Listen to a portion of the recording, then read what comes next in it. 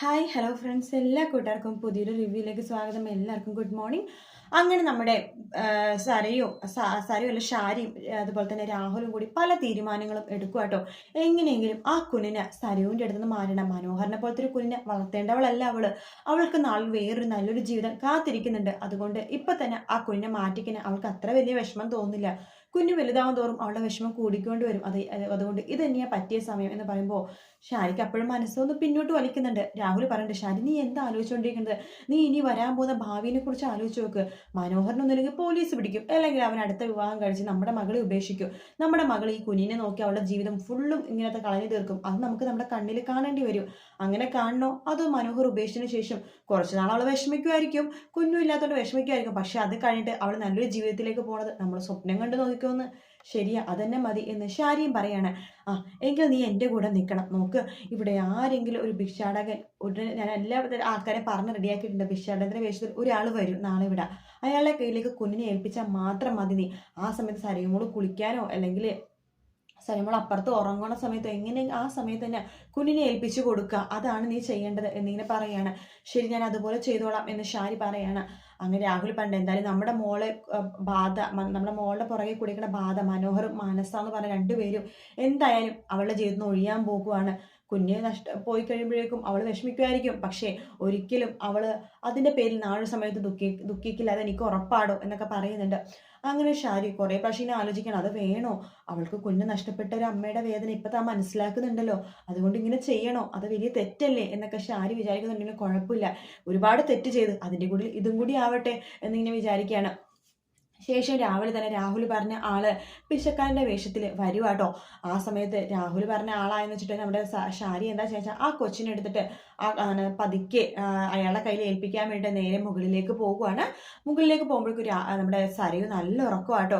പാവം തോന്നുന്നുണ്ട് സരയുവിനെയും കുഞ്ഞിനെയും കാണുമ്പോൾ. പതുക്കെ കുഞ്ഞിൻ്റെ അടുത്തേക്ക് പോകുമ്പോൾ നമ്മുടെ കുഞ്ഞിനെ തൻ്റെ അമ്മൂമ്മനെ കാണുമ്പോൾ മനസ്സിലാവുന്നുണ്ട്. കാരണം ഷാരിനെ കാണുമ്പോൾ കുഞ്ഞൊന്ന് ചിരിച്ചൊക്കെ ചെയ്യുന്നുണ്ട് കേട്ടോ. അത് കാണുമ്പോൾ ഷാരി പൊട്ടിക്കരട്ടെ അവിടെ നിന്ന് ഓടിപ്പോവുകയാണ്.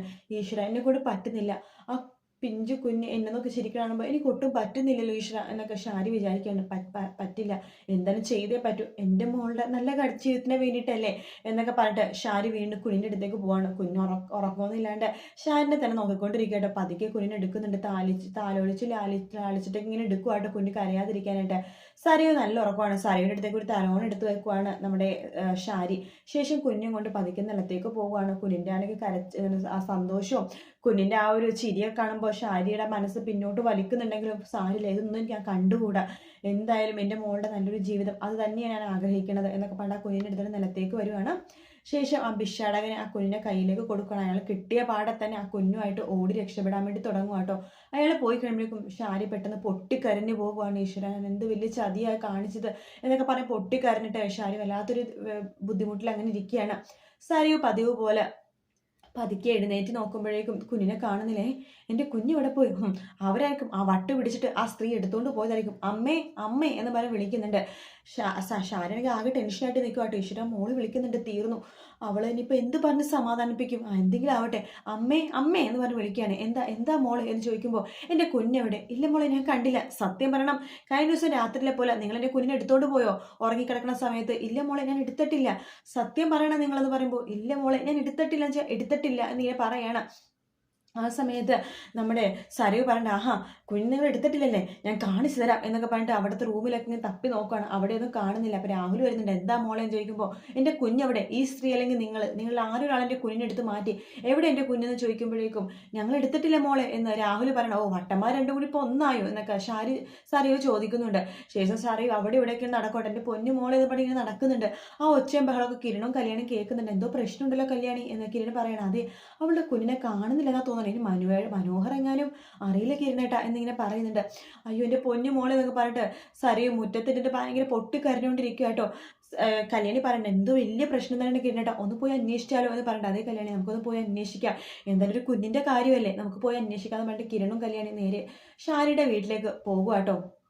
അങ്ങനെ കിരൺ ചോദിക്കണ്ടേ എന്താ എന്ത് പറ്റിയെന്ന് ചോദിക്കുമ്പോഴേക്കും സരയു ദേഷ്യത്തോട് കൂടി തന്നെ കിരണിനെ നോക്കുകയാണ്. ആ സമയത്ത് കല്യാണി പറയണ്ട് സരയു ഈ സമയത്ത് ദേഷ്യം കാണിക്കേണ്ട സമയമല്ല, നീ കാര്യം പറ എന്ന് പറയുമ്പോൾ എൻ്റെ കുഞ്ഞിനെ നിങ്ങളാണ് തട്ടിക്കൊണ്ട് പോയത്, എന്തൊക്കെയാണ് നീ പറയണത്, ഞങ്ങൾ അങ്ങനെയൊന്നും ചെയ്തിട്ടില്ല എന്ന് പറയണത്, എന്താ നിന്റെ കുഞ്ഞിനെ കാണുന്നില്ല, ഇവിടെ എവിടെയും തന്നെ ഉണ്ടോ, നീ ശരിക്കും നോക്കുന്നു പറയാണ്. അങ്ങനെ കല്യാണിയൊക്കെ അകത്ത് കയറി നോക്കുന്നുണ്ട്. കിരൺ പതുക്കെ ഷാരീനെയും അതുപോലെ നമ്മുടെ രാഹുലിനെ നോക്കുമ്പോൾ അവരിങ്ങനെ ആകെ പരിങ്ങിക്കൊണ്ടിരിക്കുക കേട്ടോ.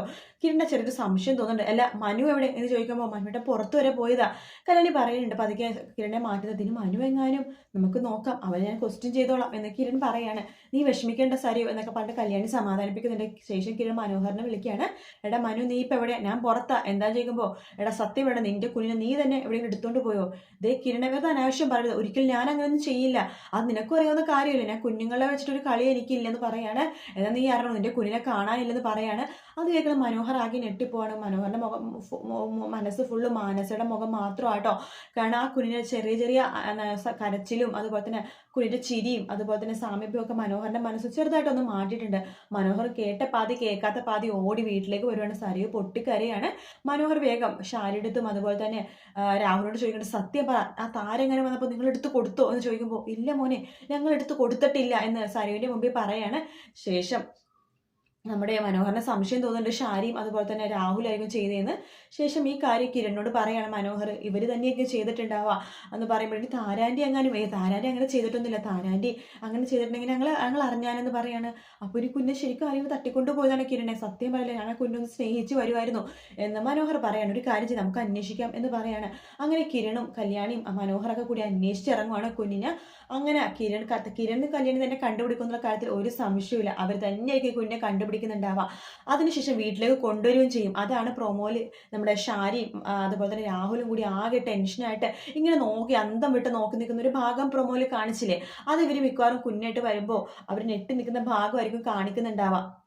എന്തായാലും കിരൺ വളരെ സാഹസികമായിട്ട് തന്നെ കിരണും മനോഹറും കൂടി സാഹസികമായിട്ട് തന്നെ കുഞ്ഞിനെ രക്ഷപ്പെടുത്തിട്ട് സരയുവിൻ്റെ കയ്യിൽ തന്നെ ഏൽപ്പിക്കും. എന്തായാലും കുഞ്ഞിനെ നഷ്ടപ്പെടില്ല സരയുക്ക്, അത് ഉറപ്പാണ്. കുഞ്ഞ് ലൊക്കേഷനിലൊക്കെ ഉള്ളത് കൊണ്ടാണോ പറഞ്ഞത്. അത് മാത്രമല്ല പ്രൊമോയിൽ ആദ്യം ഷാരി പൊട്ടിക്കരഞ്ഞുകൊണ്ടിരിക്കുന്ന സാരിയല്ല പിന്നീട് ആകെ ഞെട്ടി നിൽക്കുമ്പോൾ കാണിക്കുന്നത്. അപ്പോൾ അതിനർത്ഥം കുഞ്ഞ് തിരിച്ചു വന്നു എന്നാണ് അതിനർത്ഥം. അപ്പോൾ കുഞ്ഞ് നഷ്ടപ്പെട്ടൊന്നുമില്ല, നഷ്ടപ്പെട്ട കുഞ്ഞെ കിരണും കല്യാണിയൊക്കെ തന്നെ സരയുവിനെ തിരിച്ച് ഏൽപ്പിക്കുന്നുണ്ട്. പക്ഷെ അപ്പോഴും സരയു ചിലപ്പോൾ കുറ്റപ്പെടുത്തുള്ളൂ, നിങ്ങൾ തന്നെ കുഞ്ഞെടുത്തുകൊണ്ട് പോയിട്ട് നിങ്ങൾ തന്നെ കുഞ്ഞിനൊക്കെ തിരിച്ചു കൊണ്ടു, പ്രശ്നമൊന്നപ്പോൾ തിരിച്ചു കൊണ്ടുവന്നു എന്ന് സരയു പറയുമായിരിക്കും. ചിലപ്പോൾ സരയു നന്നാവാനും മതി, തൻ്റെ കുഞ്ഞ് നഷ്ടപ്പെട്ടപ്പോൾ എന്തൊക്കെ പറഞ്ഞാലും കിരണും കല്യാണി തന്നെയാണല്ലോ വേണ്ടി വന്നത് എന്ന് ആലോചിച്ചിട്ട് ചിലപ്പോൾ സരയു നല്ലവളാവാനും മതി. എന്തായാലും ഷാരിക്ക് ഇതിനുള്ള തിരിച്ചൊരു നല്ലൊരു പണി തന്നെ കിരണും കല്യാണിയും കൊടുക്കും എന്നുള്ള കാര്യത്തിൽ ഒരു സംശയമില്ല. കാരണം ഇത്രയൊക്കെ കിട്ടിയിട്ടും ബകാസുരം പിന്നെ ഇങ്ങനെ തന്നെയാണ്, അയാൾ നേരെയാക്കാൻ നോക്കിയിട്ട് ഒരു കാര്യമില്ല. പക്ഷെ ഷാരി അവർക്ക് ഇത്രയൊക്കെ കിട്ടിയിട്ടും അവർക്ക് മതിയായില്ലല്ലോ, വീണ്ടും വീണ്ടും അവർ തെറ്റുകൾ ചെയ്യുകയാണല്ലോ. അതുകൊണ്ട് തന്നെ കിരണും കല്യാണിയും സേനയും രൂപയൊക്കെ നല്ലൊരു 8ന്റെ പണി തന്നെ ഷാരിക്ക് കൊടുക്കും എന്നുള്ള കാര്യത്തിൽ ഒരു സംശയവും ഇല്ല. എന്തായാലും കുഞ്ഞിനെ കുറിച്ചുള്ള പ്രൊമോ തന്നെയാണ് കാണിച്ചിട്ടുണ്ടായിരുന്നത്. അതിൻ്റെ കൂടെ പ്രകാശനെ കാണിച്ചു, അത് ഓൾറെഡി ഞങ്ങൾ പറഞ്ഞിട്ടുണ്ട്. പ്രകാശൻ കോടതിയിലേക്ക് വരുമ്പോൾ അവിടെ ലക്ഷ്മി വന്നിട്ട് പ്രകാശൻ കോടതിയിൽ കേസും തോറ്റ് തുന്നം പാടി പോകുന്ന ഭാഗങ്ങളും നമ്മൾ കാണാൻ പോകുക കേട്ടോ. എന്തായാലും നല്ല നല്ല ഭാഗങ്ങൾ തന്നെയാണ് അടുത്ത ആഴ്ച വരാൻ പോകുന്ന, ഒരു സംശയവും ഇല്ല. വീഡിയോ ഇഷ്ടപ്പെട്ടെങ്കിൽ ലൈക്ക് ചെയ്യുക, സബ്സ്ക്രൈബ് ചെയ്യുക, കമൻറ്റ് ചെയ്യുക. മറ്റൊരു വീഡിയോ ആയിട്ട് വീണ്ടും കാണാം. Take care, bye bye.